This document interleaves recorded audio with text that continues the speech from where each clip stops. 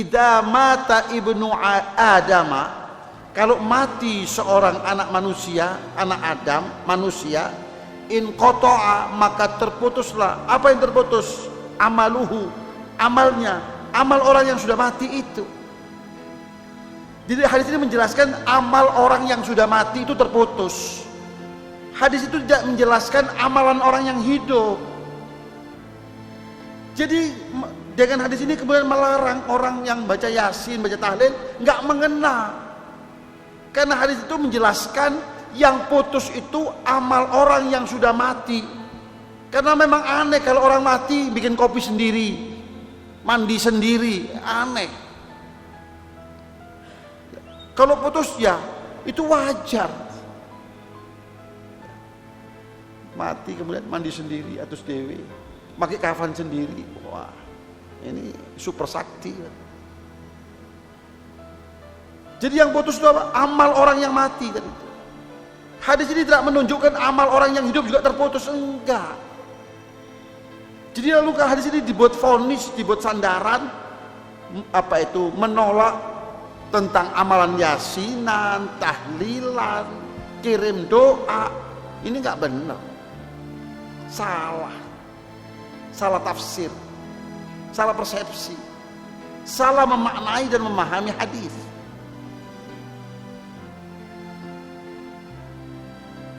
Adapun istighfarnya orang yang hidup untuk yang mati, itu Al-Quran menyatakan hal itu. Walladzina ja'u min ba'dihim yaquluna rabbana ighfir lana wa li ikhwanina alladzina sabaquna bil iman. Dan generasi yang datang berikutnya, generasi anak setelah generasi yang sebelumnya telah tiada, generasi bapak mati, datang generasi anak, lalu anak atau teman-temannya anak tadi itu beristighfar dan berdoa, Rabbana ighfir lana, ya Allah ampuni kami yang ngaji diampuni, wal ikhwana, dan untuk saudara-saudara kami, alladzina sabaquna, yang telah mendahului kami, kemana? Ke alam kubur, ke alam barzakh. Jadi anak mengundang teman-temannya untuk berdoa dan mendoakan orang tuanya yang telah tiada. Itu boleh dan atas informasi Al-Quran. Sabaquna bil iman, yang telah mendahului kami ke alam baqo, ke alam barzakh, ke alam kubur. Jika doa yang hidup untuk yang mati itu sia-sia dan tidak akan sampai, pastinya tidak diabadikan oleh Allah. Diabadikan oleh Allah tujuannya untuk memberikan informasi bahwa perbuatan itu adalah perbuatan yang ada manfaatnya. Istighfar yang hidup untuk yang mati itu bermanfaat. Permohonan ampun dari yang hidup untuk yang mati itu berguna. Kalau kita kirimkan kepada mereka akan sampai.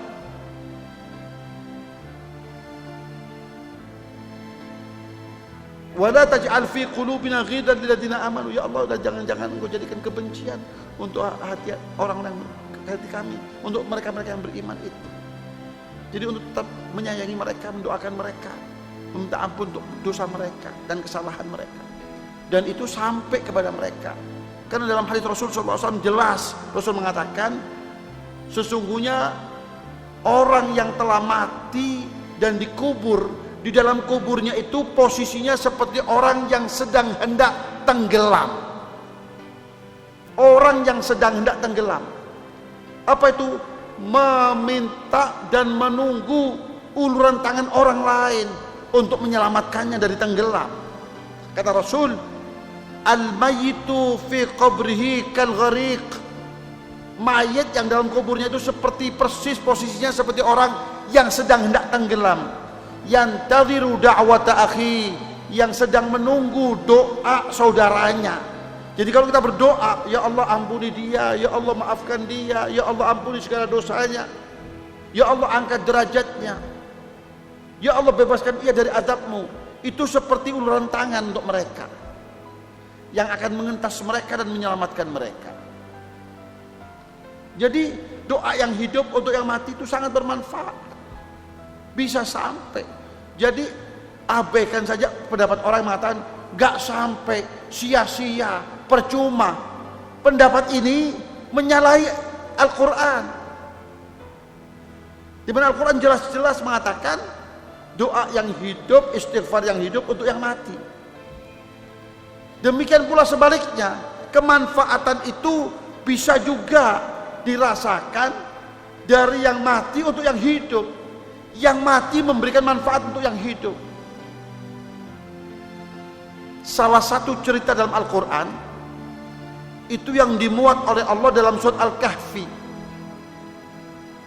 Salah satunya adalah tentang cerita bagaimana Nabi Khidir sewaktu berjalan dengan Nabi Allah Musa memasuki sebuah perkampungan, lalu di sana ada bangunan yang nyaris roboh, lalu dibenahi oleh Nabi Allah Khidir alaihissalam bangunan itu hingga sampai utuh. Lalu Nabi Musa tergelitik hatinya, kenapa engkau benahi bangunan ini? Bukankah penduduk kampung ini adalah orang-orang yang tidak tahu diri? Bahkan di antara mereka tidak ada yang mempersilakan kita untuk bermalam di rumah mereka atau menjamu mereka. Jadi untuk apa engkau bantu mereka dengan membenahi kembali bangunan itu? Kata Nabi Allah Khidir, hal itu Allah perintahkan kepadaku untuk membenahi rumah mereka itu. Kenapa? Karena kalau tidak aku benahi, rumah itu akan roboh. Kalau rumah itu dinding itu roboh, niscaya harta peninggalan yang ada di bawah bangunan itu akan terlihat dan akan diambil orang. Kenapa? Sementara harta itu milik dua anak yatim. Pertanyaannya, kenapa Allah istimewakan dua anak yatim itu? Saking istimewanya sampai Allah perintahkan Nabi Khidir untuk apa itu? Membangun dalam rangka melindungi harta anak yatim tersebut. Nah, padahal anak yatim banyak di dunia ini. Maka Allah jelaskan alasannya kenapa Allah mengistimewakan.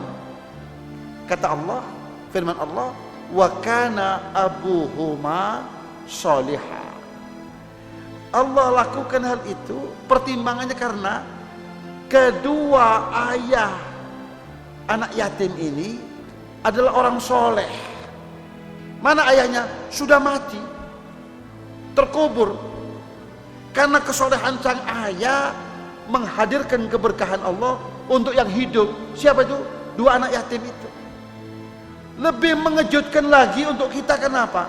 Karena ternyata yang dimaksud dengan Abu Huma itu bukan ayahnya langsung, tapi nenek moyang mereka dari generasi ke-6. Bayangkan saja generasi ke-6, berapa ratus tahun itu.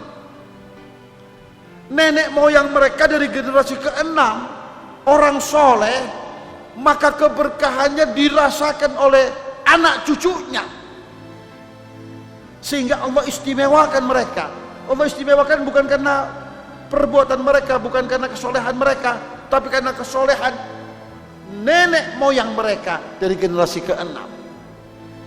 Berarti yang hidup bermanfaat, yang mati bermanfaat untuk yang hidup. Ya kalau hari ini kita nggak perlu susah-susah lah. Ya, kita ke Surabaya saja. Iya, di daerah kawasan Ampel itu. Iya, kawasan yang nggak pernah tidur. 24 jam bekerja. Pertokoan di sana luar biasa. Sehingga nilainya jauh lebih mahal ketimbang pertokoan yang di daerah Tunjungan, yang pusat kota itu, jantung kota itu.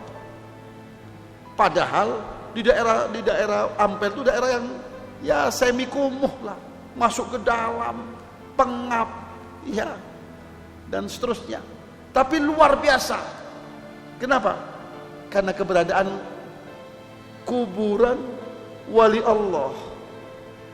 Kuburan wali Allah itu menghadirkan keberkahan untuk manusia sekitarnya, sehingga kawasan itu menjadi kawasan yang hidup. Bahkan kawasan yang tidak pernah tidur, utamanya di bulan Ramadan. utamanya di malam Jumat. Itu fakta yang nggak terbantahkan. Yang istilah mereka sing urip ngopeni, yang mati ngopeni sing urip. Ya, yang mati justru memberikan kemanfaat untuk yang hidup. Dalam hal ini adalah siapa itu? Maulana Sunan Ampel rahmatullah Sunan Ampel.